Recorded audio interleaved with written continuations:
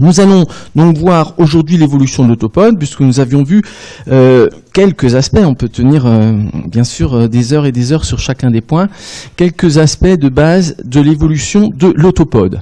Donc autopode qui est tout à fait au bout et qui est la partie même du membre, qui correspond donc à la main ou au pied. Tout d'abord, le plan de base de l'autopode des tétrapodes, il manque un O, on le rajoutera, on peut même le rajouter tout de suite. Des tétrapodes, et on essaiera d'y penser sur la version finale, des tétrapodes, donc où nous allons trouver trois parties. Nous trouvons une première partie qui est le basipode, puis le métapode et enfin l'acropode. Le basipode, comme son nom l'indique, est à la base et est composé de petits os courts, comme on avait pu l'évoquer en anatomie générale des os. Il y a dans l'espèce humaine 8 os pour le carpe et 7 os pour le tarse. Puis nous trouvons une région qu'on appelle le métapode, qui est la région intermédiaire, qui va être constituée, comme de base il y a 5 rayons, qui va être constitué de 5 os métacarpiens ou 5 os métatarsiens pour le pied. Et enfin, l'acropode, c'est la partie distale, c'est la partie éloignée. Eh bien, nous allons trouver là les phalanges des doigts ou phalanges des orteils, en notant, et on le redira, on l'a déjà aussi évoqué, qu'il y a seulement 2 phalanges pour le premier rayon et 3 phalanges pour les autres rayons, ceci de base. Il y a 2 bases également, donc une pentadactylie, penta en grec 5, il faut que je fasse attention parce qu'il y a des hellénistes, penta en grec 5, dactylos le doigt, donc on a ici pentadactyle qui a 5 doigts, c'est la disposition de base. On peut avoir, je vous l'avais peut-être dit, des espèces qui ont 6 ou 7 doigts, notamment des lézards, mais visiblement ce sont des acquisitions secondaires. Lorsque l'on regarde ces rayons digitaux latéraux, 2 à 5, ils sont donc classiquement composés d'un os métacarpien ou métatarsien, phalange proximale, phalange intermédiaire, phalange distale. Et dans l'ordre de numérotation, c'est P1 en proximal, P2 en intermédiaire, P3 en distal. Et dans le français classique, maintenant ça s'emploie sans doute un peu moins, mais dans le français classique, la phalange proximale c'est la phalange intermédiaire c'est la phalangine, et la phalange distale c'est la phalangette. Donc phalange, phalangine, phalangette, sachant que ce sont là des termes populaires et très anciens. Ce sont donc des os allongés. Pourquoi? Parce que, contrairement à un os long, il n'y a qu'un seul point épiphysaire. Les os longs ont 2 points épiphysaires. Et, particularité, le point épiphysaire est distal pour les métacarpiens métatarsiens, alors que ce point épiphysaire est proximal pour les phalanges. Ce qui signifie qu'ici, au niveau de l'articulation métacarpophalangienne ou métatarsophalangienne, on a 2 points épiphysaires qui se font face. Pour le pouce, qui sont également donc des os allongés, c'est une particularité qu'on a déjà signalée et qui est donc primitive et de base, c'est-à-dire dès les premiers tétrapodes, il y a là un point qui est proximal pour le métacarpien, contrairement aux autres métacarpiens ou métatarsiens. Donc ça c'est vrai pour le pouce et la luxe, tous les points sont proximaux. Ceci a amené la théorie de la triphalangie du pouce, qui est juste une hypothèse parce que les points d'ossification se ressemblent, mais on peut démontrer que cette théorie de la triphalangie n'est pas valable. Il y a bien un vrai métacarpien et uniquement 2 phalanges.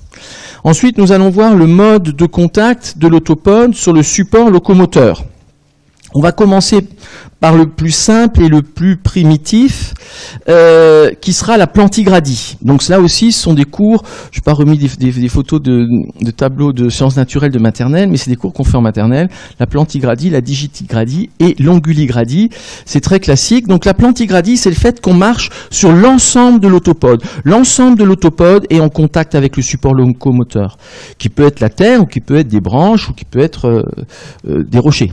Donc dans la plantigradie, on a l'ensemble de l'autopode, basipode, métapode, acropode, qui est en contact avec le support locomoteur. Et il y a, en général, sauf dans les cas très primitifs, il y a en général un angle droit entre la jambe ou l'avant-bras et le pied.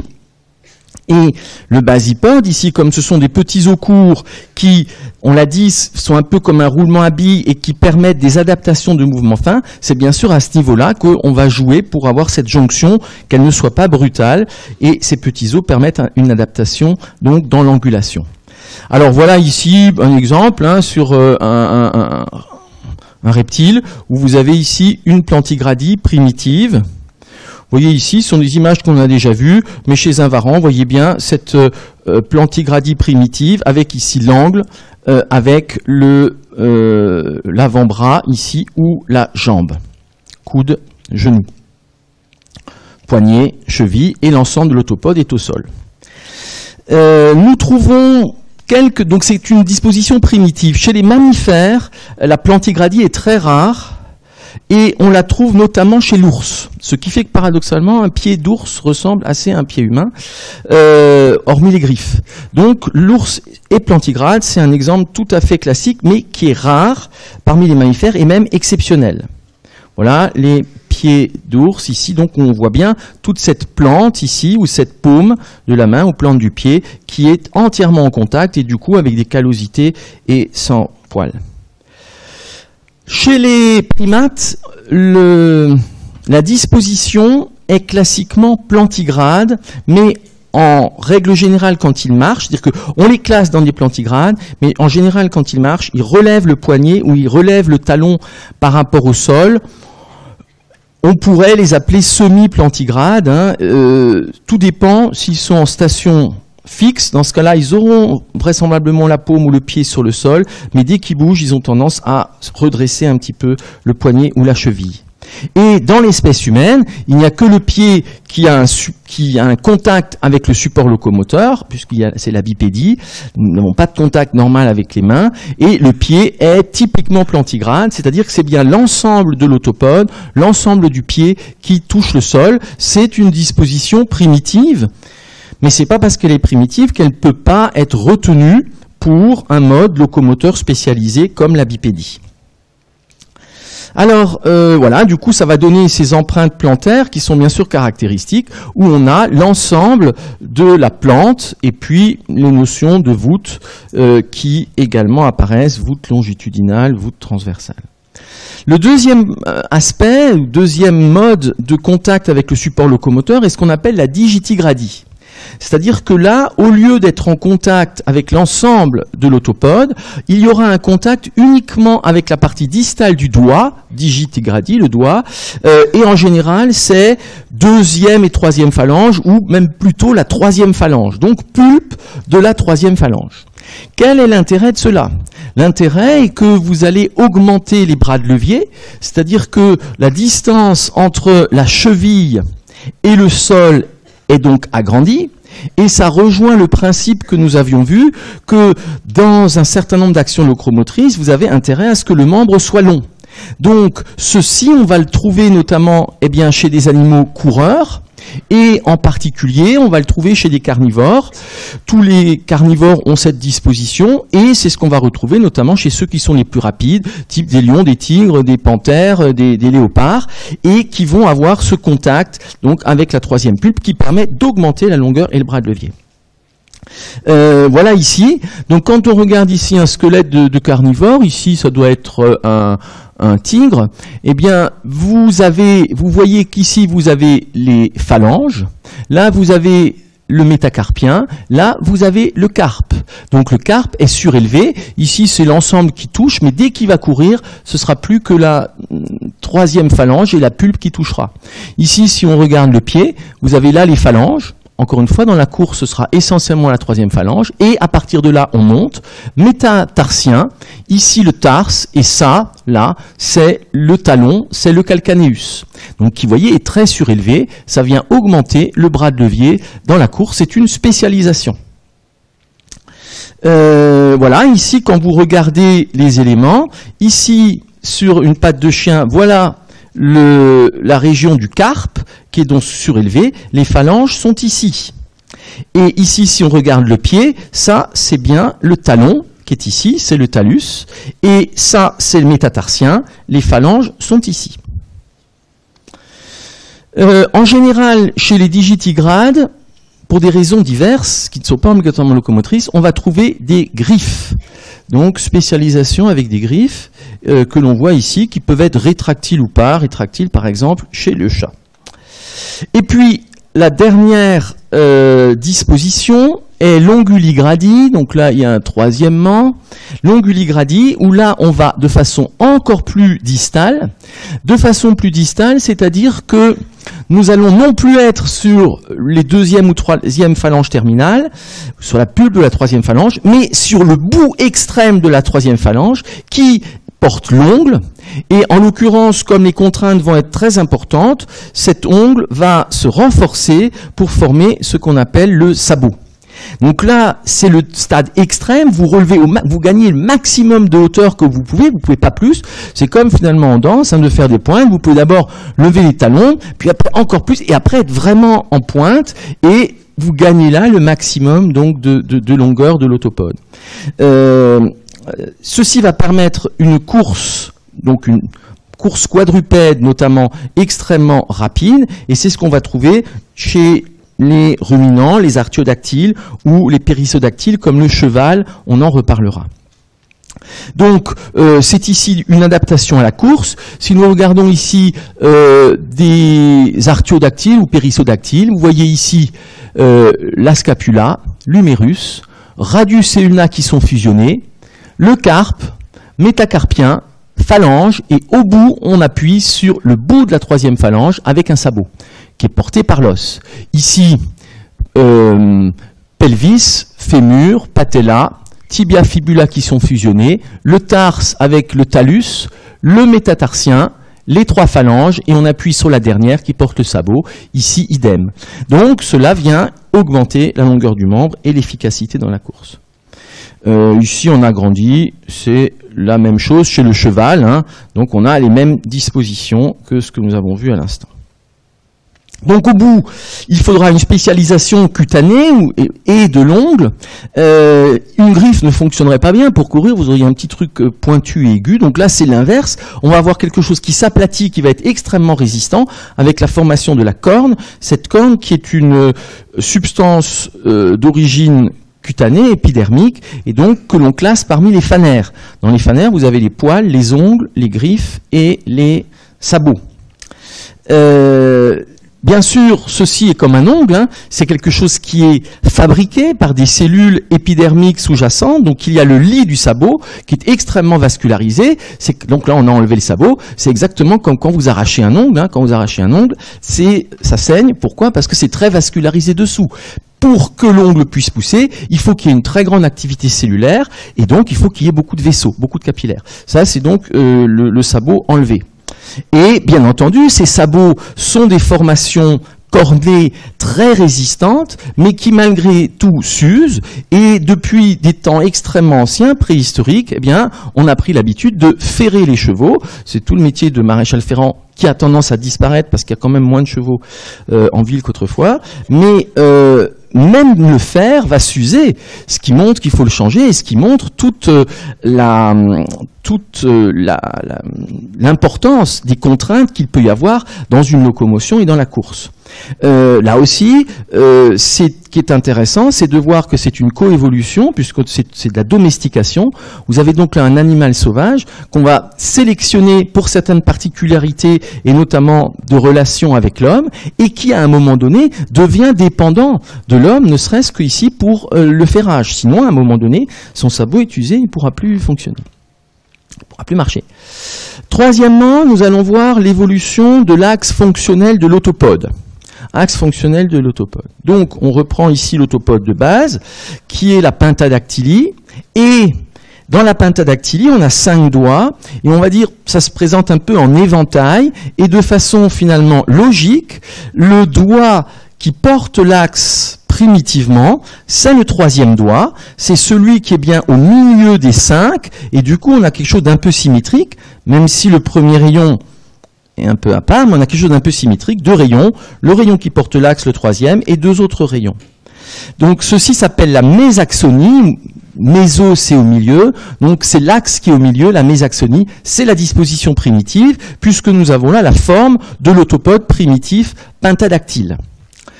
Ceci, l'axe fonctionnel va bien sûr conditionner la définition des mouvements des doigts. Par rapport à cet axe fonctionnel, vous pouvez écarter les doigts, c'est ce qu'on appelle l'abduction, ou les rapprocher, c'est l'adduction. la définition de ces mouvements est une définition intrinsèque dans l'autopode, et non pas par rapport au corps. C'est donc bien une définition qui se fait par rapport à l'axe fonctionnel. L'axe fonctionnel ne bouge pas, le troisième reste fixe, et vous avez premier et deuxième qui partent vers le dehors, quatrième et cinquième qui partent vers le dedans. Ceci, bien sûr, va conditionner aussi des dispositions musculaires, des muscles intrinsèques de la main, puisque le troisième rayon ne bougeant pas, il faut qu'il y ait là des tendons particuliers qui se compensent sur l'axe et inversement des tendons qui seront différents pour l'abduction ou l'adduction sur les autres doigts. Donc il y a à la fois un aspect osseux, en général le rayon qui porte l'axe est le plus long, mais il y aurait aussi un aspect musculaire avec des muscles intrinsèques, les muscles interosseux, et je n'en parle pas ici, mais bien entendu derrière, qui dit fonction dit muscle. Alors, la mésaxonie est une disposition primitive et que l'on retrouve chez tous les primates non humains pour la main et pour le pied. C'est-à-dire que ça rentre même dans la définition des primates, ils sont primitifs avec une pentadactylie et une mésaxonie. Voici ici ce qui ressemble à une main, chez nous, une main humaine, mais qui est bien un pied, puisqu'ici vous avez le talus, le calcaneus, le scaphoïde, cuniforme médial, cuniforme latéral, cuniforme médial, intermédiaire latéral et le cuboïde. C'est un pied qui est bien mésaxonique. Donc main et pied sont similaires. C'est comme s'ils avaient 4 mains. Donc on parle parfois de quadrumanes qui ont 4 mains. L'antaxonie, c'est le fait que l'axe fonctionnel va être dévié vers le dedans, médialement. En l'occurrence, il va passer sur le deuxième doigt. Ce sera le deuxième ou le premier qui sera le plus long. L'axe fonctionnel sera ici, ce qui fait que quand on parle d'abduction, c'est le 3, le 4, le 5 qui partiront sur le côté, et le 1 de l'autre côté, le 2 restera fixe. Là aussi, ceci va signifier qu'il y a des transformations musculaires pour que le deuxième doigt ne bouge pas et que les autres bougent. En taxonie, l'axe part vers le dedans. On a notamment un exemple d'antaxonie tout à fait caractéristique et spectaculaire pour le pied humain, qui nous différencie totalement des grands singes, puisqu'ici, vous voyez que c'est un pied de grand singe, ici de chimpanzé, et ici nous avons un pied humain. C'est bien l'axe, c'est bien le deuxième rayon qui porte l'axe, c'est-à-dire que c'est ces doigts, ces orteils qui vont bouger, et le premier, celui-là reste fixe, même si ici le premier paraît plus long et plus robuste. Ce sont deux phénomènes différents qui s'intriquent, la robustesse du premier rayon et l'axe fonctionnel sur le deuxième. Toujours est-il qu'on voit bien qu'on n'a plus du tout l'aspect mésaxonique, l'axe est parti vers le dedans, c'est une antaxonie spécifique de la bipédie. Et puis, nous avons la possibilité inverse, c'est que l'axe parte vers le dehors, c'est ce qu'on appelle l'ectaxonie. Donc maintenant l'axe fonctionnel va être porté pour le quatrième doigt. Là également, celui-là sera le plus long, il ne bougera pas lors des mouvements. Vous aurez d'un côté 1, 2, 3 qui partent vers le dehors, et puis de l'autre, le 5, celui-là reste fixe avec des adaptations musculo-tendineuses. Voilà ici, si vous regardez bien, nous sommes là sur un lézard, et vous avez le premier, deuxième, troisième, quatrième, et c'est bien ici le quatrième qui devient le plus long. C'est une ectaxonie qui est caractéristique de beaucoup de reptiles. Nous trouvons un dernier cas qui est en fait intermédiaire, puisqu'on a là vu tout ce qui est possible, mésaxonie, antaxonie, ectaxonie. Là, c'est un cas supplémentaire et en quelque sorte intermédiaire. C'est ce qu'on appelle la paraxonie. Et dans la paraxonie, l'axe passe entre le troisième et le quatrième doigt, qui deviennent finalement symétriques. Et ceci se voit dans des cas de figure où on a perdu le premier rayon, comme on en reparlera. Donc c'est ce qu'on appelle la paraxonie, on va en reparler. L'axe passe entre le troisième et le quatrième. C'est un cas très particulier et c'est des cas où les doigts ne sont plus très mobiles. Ensuite, l'évolution du premier rayon digital, pollex, qui donne en français pouce, hallux, en français on dit gros orteil. Donc ce premier rayon digital est particulier dès l'origine, puisque, on l'a vu, il a uniquement 2 phalanges, et que, en plus, le métacarpien ou métatarsien a un point d'ossification proximal, donc de type phalangien. Ceci a donc mené à cette fameuse théorie de la triphalangie du pouce. Je vous ai dit, ce n'est qu'en apparence, comme si on avait ici ces 3 éléments pour le pouce et que le métacarpien avait disparu. En fait, ça peut être séduisant comme ça, mais c'est faux. C'est bien un vrai métacarpien et il n'y a bien que 2 phalanges de base. Donc c'est pas une phalange qu'on a perdue, c'est comme ça depuis l'origine. D'autre part, vous pouvez remarquer sur votre main, c'est un peu moins net sur notre pied, mais que le premier rayon n'est pas dans le même plan que les autres. Il est à 45 degrés par rapport aux autres. Et ceci est vrai quasiment depuis l'origine. Donc le premier rayon est vraiment, on va dire, quelque chose d'à part. Et de même, d'un point de vue contrôle génétique, le premier rayon a un contrôle et les autres de manière séparée, ce qui explique aussi des malformations spécifiques du pouce, gros orteil, ou des malformations des doigts latéraux. Alors, chez les primates non humains, qui sont mésaxoniques, le premier rayon est mobile. C'est quelque chose qui est assez rare dans les vertébrés, encore peut-être plus, enfin, qui est rare aussi chez les mammifères, et qui est assez spécifique des primates humains. Le premier rayon va être très robuste, va être donc important en taille et en force et en puissance, et va pouvoir bouger, ce qui va amener la possibilité d'une pince au niveau de la main, c'est la pince palmaire, pince au niveau du pied, c'est la pince plantaire. Pince palmaire, pouce et le reste de la main, pince plantaire, hallux et le reste du pied. Ceci est important, cette pince palmaire et cette pince plantaire. Pourquoi? Et c'est une adaptation au fait que les primates se définissent comme étant des mammifères arboricoles. Ah, mammifères arboricoles, ça veut dire que ce sont des mammifères qui sont spécialisés pour la vie dans les arbres. Dans les arbres, qu'est-ce qu'on peut faire? On peut se promener sur les branches, on peut sauter de branche en branche. On peut se suspendre aussi dans les branches. Pour se tenir sur une branche, il faut avoir une pince, sinon vous glissez. Le seul moyen, c'est d'avoir une pince forte, et à la main et au pied, et ça vous permet d'avancer sur les branches, soit en horizontal, soit en vertical, en grimpé. Donc c'est très spécifique des primates, à la main et au pied. Voilà ici un pied de prosimien, donc c'est parmi les primates plus primitif, on va dire, un lémurien. Vous voyez ici que ça, c'est bien un pied. Nous avons là le talon. Vous avez là le gros orteil. Et vous voyez qu'il est puissant et va permettre de s'opposer au reste. Au passage, vous pouvez noter ici une ectaxonie, qui est caractéristique des prosimiens. Vous voyez que le plus long, c'est ici le 4e. Donc, en même temps qu'on a ça, on a une ectaxonie. L'avantage ici de l'ectaxonie, vous voyez, c'est qu'elle augmente la taille de la pince. Plus on va latéralement, plus la pince est grande. Donc c'est une pince extrêmement puissante. Ici, un pied de chimpanzé, où vous avez également cette pince. Voilà le gros orteil, ça c'est le talon. Et ici, la pince possible, très caractéristique des primates non humains. Pince plantaire, ici plantaire ou palmaire. Donc souvent on dit que l'opposition du pouce est spécifique de l'homme, ce qui est une ânerie, il suffit de regarder les singes. Donc l'opposition on la trouve chez tous les singes, mais non seulement on la trouve chez tous les singes, mais ils arrivent aussi à la faire au pied. Je ne sais pas pourquoi, d'où ça vient cette notion que l'opposition est le propre de l'homme, mais encore une fois c'est l'inverse, c'est nous qui avons perdu l'opposition du pied. Et donc effectivement ceci nous amène au fait qu'on classait longtemps les primates non humains dans les quadrumanes, qui ont 4 mains. Hein, vous voyez, les pieds sont des mains. Alors que nous n'avons plus que 2 mains, bimanes. Et en fait, ce qui nous caractérise, c'est notre pied bipède. Mains qui sont, là aussi, main qui n'est pas le propre de l'homme, puisque on a vu que sur le plan strictement anatomique, c'est identique chez les autres primates, c'est identique même pour leurs pieds, donc ils ont 2 fois plus de mains que nous, et qui peuvent manipuler des outils, on en reparlera peut-être par ailleurs. Et voilà donc cette opposition. Avant on a vu l'opposition de l'hallux, et là on a l'opposition au niveau du pouce. Particularité, eh bien, on a vu que ce premier rayon est mobile chez l'ensemble des primates non humains, à la main et au pied, mais dans l'espèce humaine, il suffit de voir sur vous aussi, ce n'est plus vrai qu'à la main, au niveau du pied, le premier rayon est en adduction permanente, il est collé aux autres et n'est plus mobile.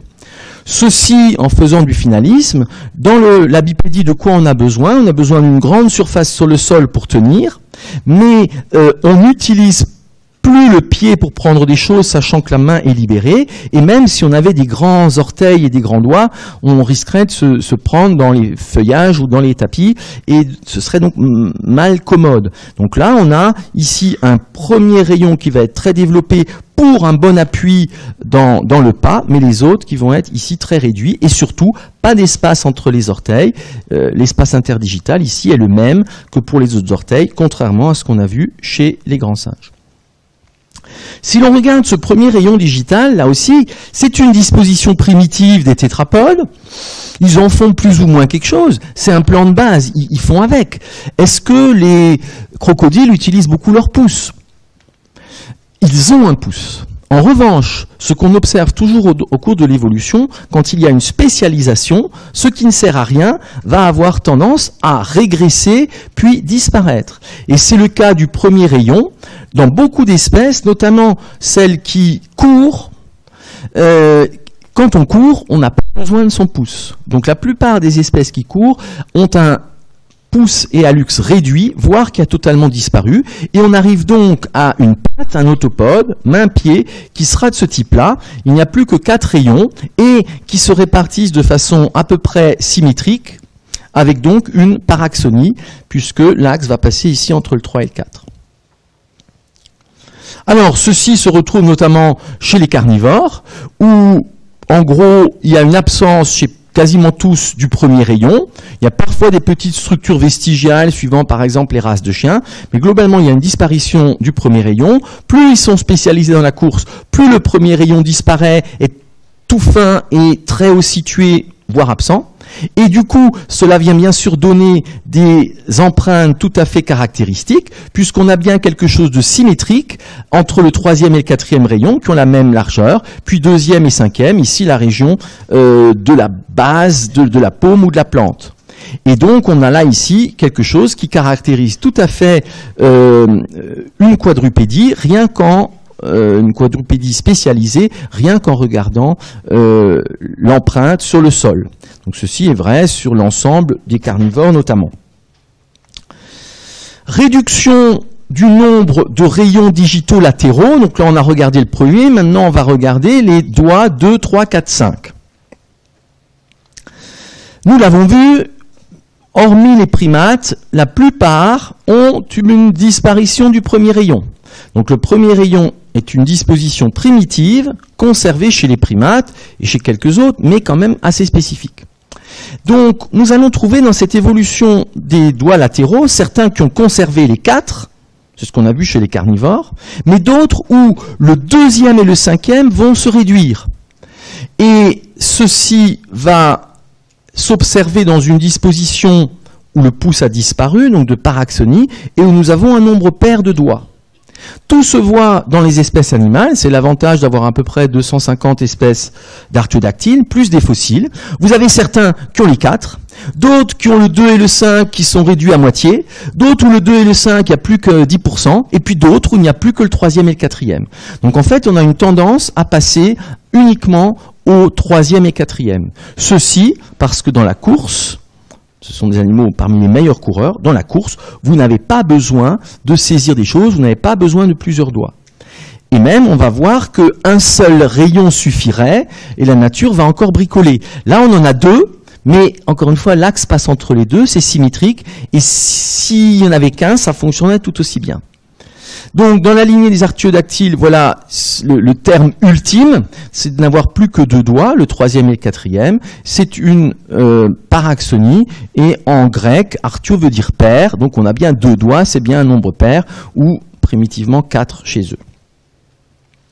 Voilà ce que ça donne. Ça donne le fait que vous avez le 3 et le 4. Comme ce sont des onguligrades, il y a un sabot au bout. Et donc ça donne ces pieds fourchus caractéristiques avec de la corne, séparés par un très fin espace. Et ici, l'empreinte sur le sol très caractéristique. Ceci nous indique qu'il y a donc une réduction ici totale du 2e et du 5e. Et que ceci rentre dans un aspect de course. Vous voyez de toute façon où est le pli cutané interdigital. Il n'y a pas d'espace ici, et en gros, c'est accolé. Donc, on voit bien les 2 doigts, mais il n'y a pas de mouvement entre les 2 doigts. L'ensemble est fixe, finalement presque comme s'il y avait un seul os.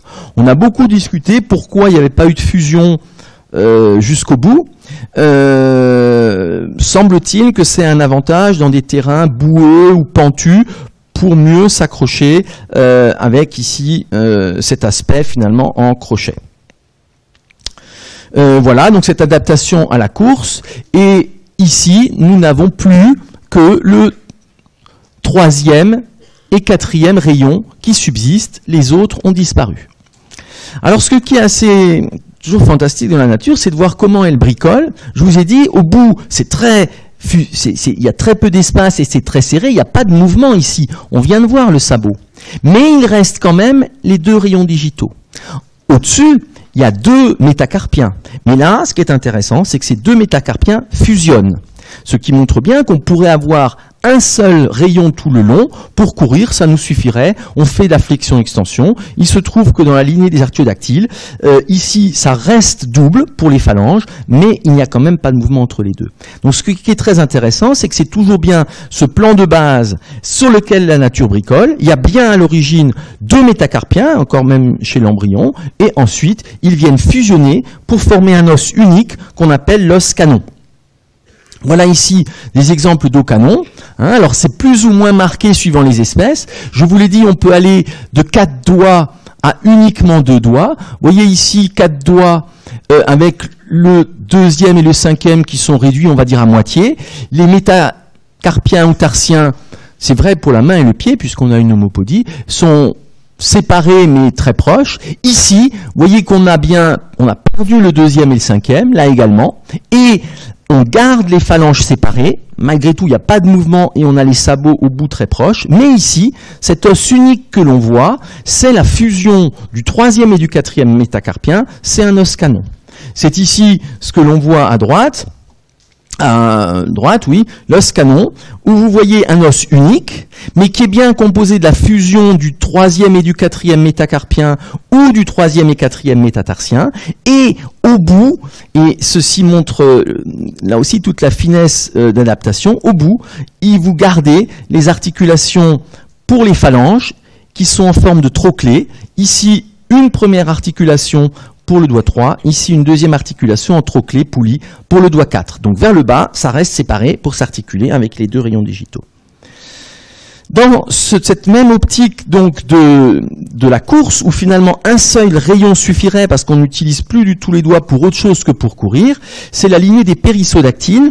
Globalement, on peut retenir que les périssodactyles, c'est le cheval, mais on parle là d'un ancêtre qui est mésaxonique. On parle d'un ancêtre qui est mésaxonique, un nombre impair de doigts. Le premier va disparaître éventuellement comme les autres, mais ici, on a bien une mésaxonie, c'est le 3e doigt le plus long qui apparaît, et les autres vont disparaître, et on a tous les intermédiaires entre les 5 doigts et un seul doigt.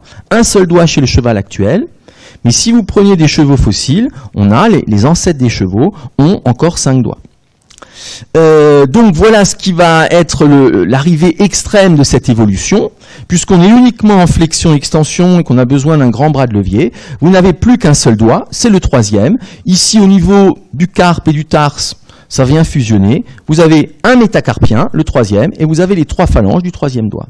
Ça, c'est la disposition du cheval, et on a tous les intermédiaires, en gros, vivants et fossiles entre 5 doigts et 1 doigt. C'est parmi les exemples les plus étudiés et les mieux connus. Donc, dans la lignée des artiodactyles, vous avez un os ici. Cet os, c'est la fusion du 3e et 4e métapodien, c'est donc l'os canon. Et ensuite, les 3 phalanges du doigt 3 et du doigt 4, main et pied. Alors que dans la lignée des périssodactyles, cet os unique, ce n'est que le 3e métacarpien ou métatarsien, puis les 3 phalanges, avec la dernière qui porte ici le sabot, donc qui s'élargit. Si on regarde ici, eh bien le cheval qui n'a qu'un seul doigt, donc tout se supporte sur un doigt. Vous avez ici métacarpien, un os sésamoïde, métacarpophalangien, phalange proximale, phalange intermédiaire, phalange distale qui vient porter ici le sabot. Il y a un autre os sésamoïde ici. Bien sûr, c'est un modèle, puisque ça fonctionne sur un doigt, c'est un modèle pour étudier les doigts. Vous pouvez voir qu'il y a quand même quelques similitudes ici avec un genou, fémur, tibia, la patella. La nature, là aussi, ne peut pas inventer 1000 fois les choses. Et vous voyez la robustesse des tendons. Donc, un tendon de cheval peut avoir à peu près 3 travers de doigts de largeur, ce qui fait que bien sûr c'est aussi un très beau modèle d'étude pour les tendons humains qui sont beaucoup plus petits. Donc, le cheval est très étudié. D'un autre côté, il est étudié aussi parce que c'est un animal qui est bien plus précieux que l'homme, dans la mesure où certains chevaux valent 5-10 millions de dollars, et donc les propriétaires sont prêts à tout. Vous avez des émirs qui viennent faire opérer des chevaux en jet privé dans des écoles vétérinaires françaises, et la facture est très supérieure à ce que on consomme pour une population d'une ville en santé en France. Régression des orteils humains. Régression des orteils humains, eh bien, c'est un processus très particulier qui est spécifique de l'espèce humaine et que l'on a évoqué déjà avec le fait que nous soyons spécialisés dans la bipédie. Donc on a besoin de quoi? On a surtout besoin de plaques pour tenir au sol, un peu comme si on marchait avec des raquettes. Et finalement, le premier c'est à coller parce qu'on n'a plus besoin de pinces, et les autres orteils, on n'a plus besoin. Donc, si on n'a plus besoin, ils régressent. Ils vont être tout petits. Et si vous regardez vos pieds, on a effectivement des orteils qui sont des moignons ridicules. Malgré tout, ils sont encore là. Ils auraient pu disparaître. Et c'est vrai que quand vous coupez les orteils aux gens, ils sont pourtant petits, ben vous êtes gênés pour la marche. Parce que, malgré tout, ça va permettre des adaptations à des sols Si vous n'avez pas de chaussures, sans orteils, vous tenez pas. Du moins, c'est difficile. Là, l'avantage, c'est qu'effectivement, ça permet, malgré tout, des adaptations fines et de s'accrocher sur des sols irréguliers ou pentus. Donc, vous voyez ici, si vous prenez un pied de grand singe, encore une fois, c'est un chimpanzé. Un tiers, c'est le tarse en longueur. À peu près un tiers tarse, ici c'est le tarse puisqu'on est sur le pied. Un tiers c'est le tarse, un tiers métatarse, un tiers les phalanges. Si vous prenez le pied humain, 50% c'est le tarse. Et vous voyez ici, les métatarsiens sont très longs, mais pour les doigts latéraux, les orteils sont extrêmement réduits. Regardez ici la taille des orteils par rapport à la taille des orteils du chimpanzé. Donc extrême réduction, notamment jusqu'aux phalanges. Ce qui est le plus réduit, c'est les phalanges intermédiaires et les phalanges distales. Alors, ce qui est amusant là aussi, c'est des petits détails, mais pour montrer comment l'évolution fonctionne, eh bien, on a de base une triphalangie des orteils latéraux, 2, 3, 4, 5. Ici, il n'y en a que 2 pour le gros orteil. Donc, vous voyez qu'on a ces 3 phalanges, mais qu'elles sont extrêmement réduites. Ça, c'est le 5e orteil. Si c'est réduit comme ça, on imagine bien que ça n'a pas un intérêt absolument transcendantal, et que notamment pour fléchir le bout du 5e orteil, c'est pas évident. Donc, s'il y a une mutation au cours de l'évolution qui fait que vous avez une fusion des 2 dernières phalanges, elle n'est pas négative et elle va être retenue. Mais en fait, les gens qui ont 3 phalanges comme primitivement, c'est environ que la moitié des gens, et chez presque, donc 56, et chez presque la moitié des gens, vous n'avez que 2 phalanges au 5e doigt, ceci dans le cadre de cette réduction des orteils. En fait, ça va même toucher, mais de façon beaucoup plus rare, les autres ici, vous pouvez avoir que 2 phalanges là, 2 phalanges là et 2 phalanges là. Pourquoi? Parce qu'elles sont tellement petites que cette articulation interphalangienne distale n'a plus de sens. Si elle disparaît, ce n'est pas négatif, et c'est ce qui s'est passé dans l'évolution. Ceci, j'évoquais une fois le problème de la réversibilité. Quand on a cette disposition-là, on ne peut pas revenir dans l'évolution à la recréation d'une articulation. Elle est définitivement perdue. De même que le cheval qui n'a plus que le 3e doigt, on ne peut pas imaginer que des futurs descendants de la lignée des chevaux aient de nouveau 5 doigts qui apparaissent. Du moins, c'est la règle quasi absolue. Il y a quelques exemples contradictoires, je vous l'ai peut-être dit, comme les dents chez les poules. Donc voilà, ce n'est pas la main qui est le propre de l'homme, c'est le pied qui est le propre de l'homme. Et donc quand on étudie encore une fois l'anatomie générale de ses membres, ce qui est intéressant, ce sont bien là des lois évolutives, des lois biologiques. Derrière, il y a des phénomènes d'ontogénèse, de phylogénèse, d'adaptation à des milieux donnés. Donc ces relations structure-fonction dans l'évolution. Il est évident que le squelette est le meilleur objet d'étude, puisque d'une part, toutes les contraintes mécaniques s'exercent dessus et qu'il y a les articulations, que les muscles vont s'exercer dessus, mais aussi que c'est seulement le squelette qu'on connaît par les fossiles. Ce qui fait qu'on étudie particulièrement ça, puisque c'est la seule chose qu'on peut interpréter sur des fossiles, et c'est comme ça qu'on étudie notamment tous les fossiles hominidés.